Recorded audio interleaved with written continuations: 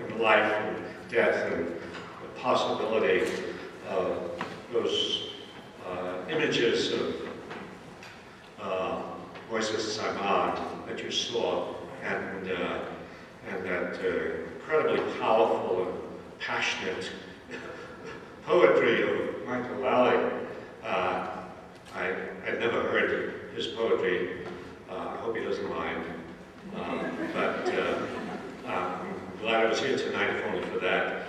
And Eleanor Harris-Slavic, you will have the opportunity, when her book is published, to see a remarkable set of drawings about bombing,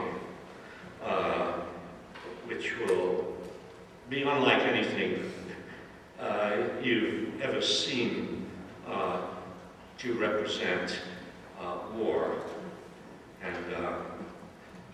And so I'm here tonight to fill up space and time, and to say a little about what I think about war and peace and democracy and terrorism and nothing important.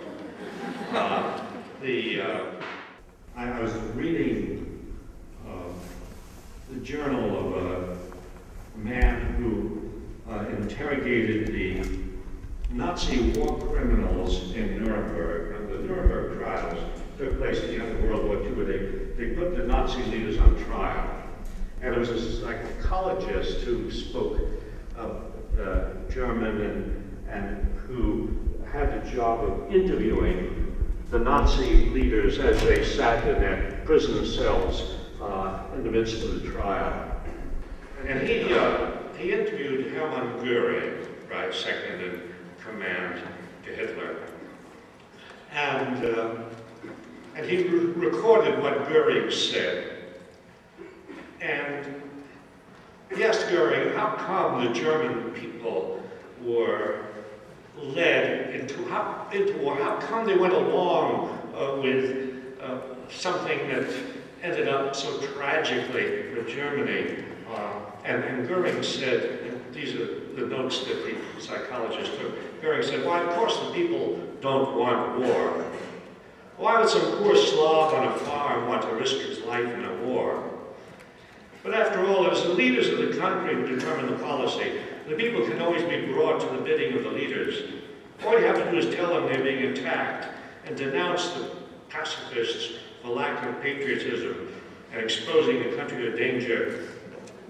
It works the same way in any country. It was our last sentence that really interested me. It works the same way in any country. I mean, it works the same way in a democracy as in a totalitarian state.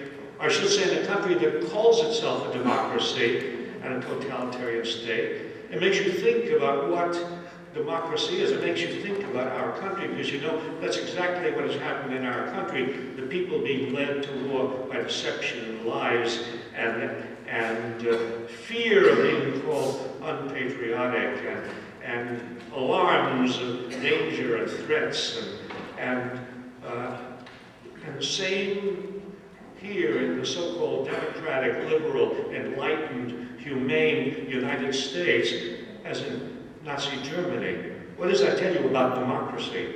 What does that tell you about how much democracy we have? It suggests that we have to be very, very careful about calling ourselves a democratic country. And of course, it also suggests we have to be very, very careful about talking about bringing democracy to other countries. Because the first thing we have to do is to bring democracy to our country.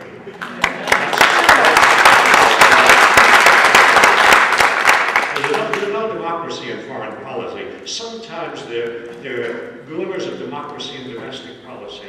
And that's because in domestic policy, it is possible people visibly to see what is going on, to know what is happening to them, and therefore at certain times in history, people who have been aggrieved and people who have been exploited, people who have been the victims of racism, at certain times they will gather together, they will rise up, they will protest, they will create a commotion in the country, and then you will have some glimmer of democracy.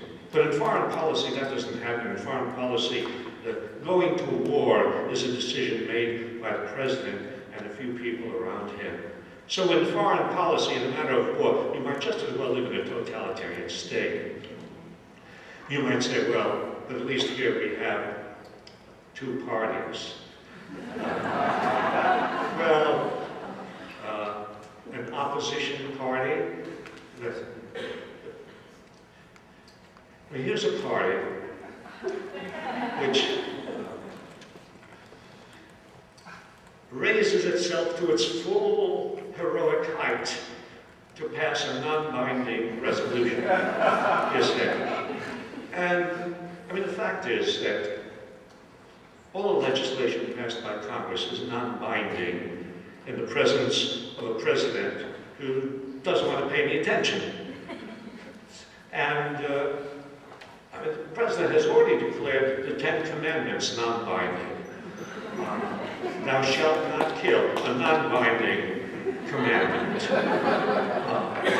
So, no, we can't depend on an opposition party. Well, then how about the press?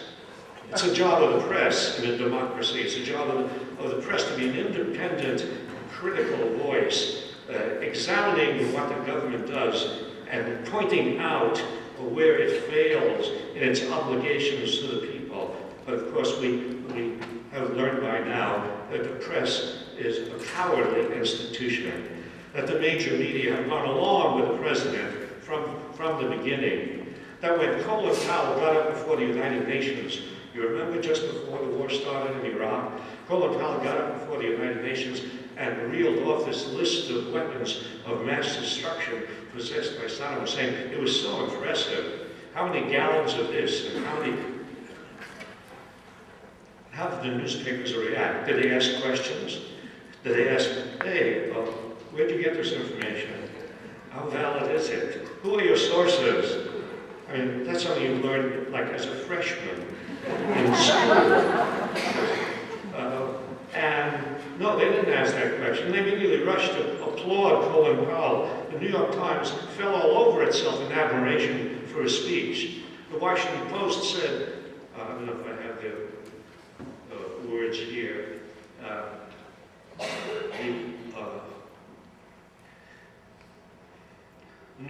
The Washington Post said, it is hard to imagine how anyone could doubt that Iraq possesses weapons of mass destruction. So, if you don't have an opposition party and you don't have a press that exercises its responsibility, then it's obvious that you cannot depend on those institutions for democracy. It suggests to you that very, very important lesson that democracy depends on us, depends on the people. Just one example of where we cannot depend on them to do what needs to be done, and we have to do it ourselves. The one example I'm thinking of is impeachment. If there's ever a situation